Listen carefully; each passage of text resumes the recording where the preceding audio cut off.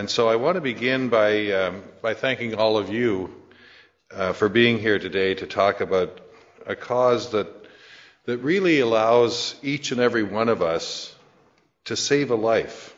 And in fact, in many cases, save many lives.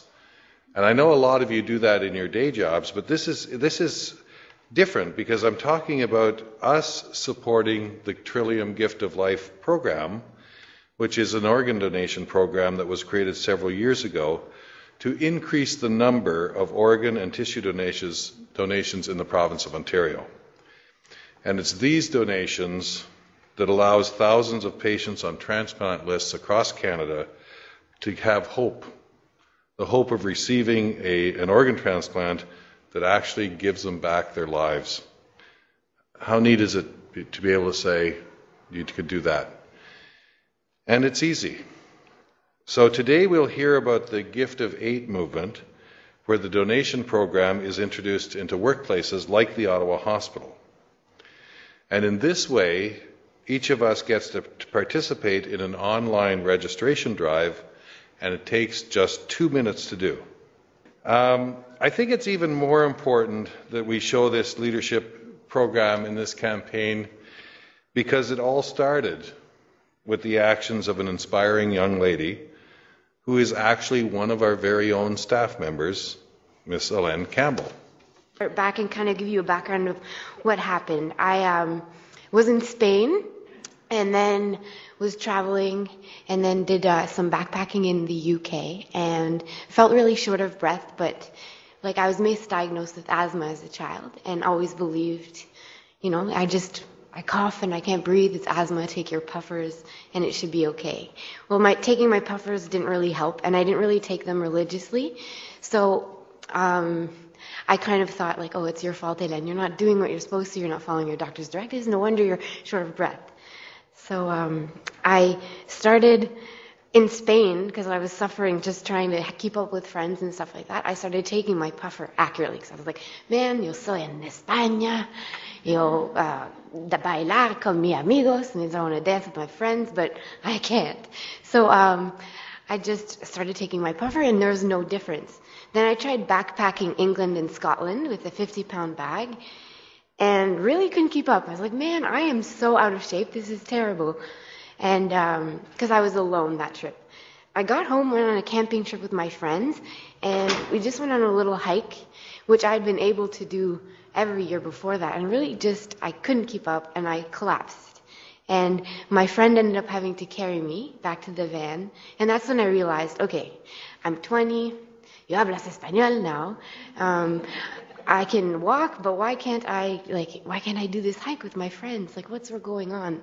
So then I came to the Ottawa Hospital and I had collapsed lungs.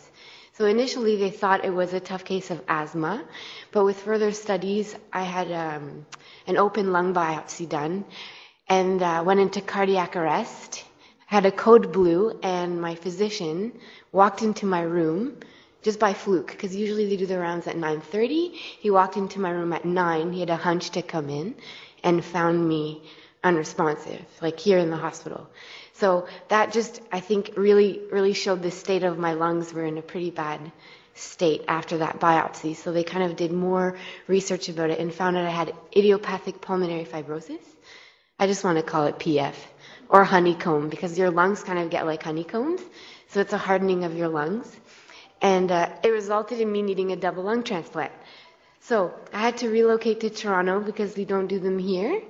But a way to make this positive was to bring awareness for organ donation, because being put on that list and working at the Riverside Hospital, I worked in the dialysis unit, so seeing patients who needed kidneys as well. And there are 1,500 people in Ontario alone waiting for organs, and every 3 days someone dies because they don't receive the proper organ.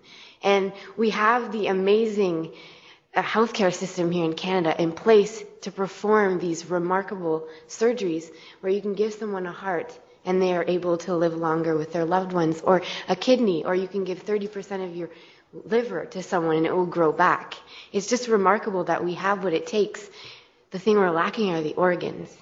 The point is, I was so sick before this wonderful gift. I received a wonderful gift from this donor family who in such a hard time, considered someone else, in grief thought of how someone else's life could be improved. And I think all of us, dealing with situations like writing our will, when we're told we have an illness and a doctor says, have you written a will yet? You kind of get concerned, like, oh my goodness, am I dying? There are tough questions that come into life. And if we address certain things like writing our wills when we're healthy, or having to talk about organ donation when we're fine, healthy, talking about it with our loved ones now, today, then when a time of grief or stress, a stressful situation comes up, that's something you've already discussed, and it's a lot less hard to, face. And I have the gift of life. And I think it's a perfect time to launch this campaign with Christmas and hope and that spirit of just loving and joy and selflessness. It's such a selfless act. We're not here anymore. We don't need our organs. Give them on to someone else. And I really want to encourage people, have the talk with people. That's the most important thing. Registering online at beadonor.ca, you can do that, and it's great because they have it in the system.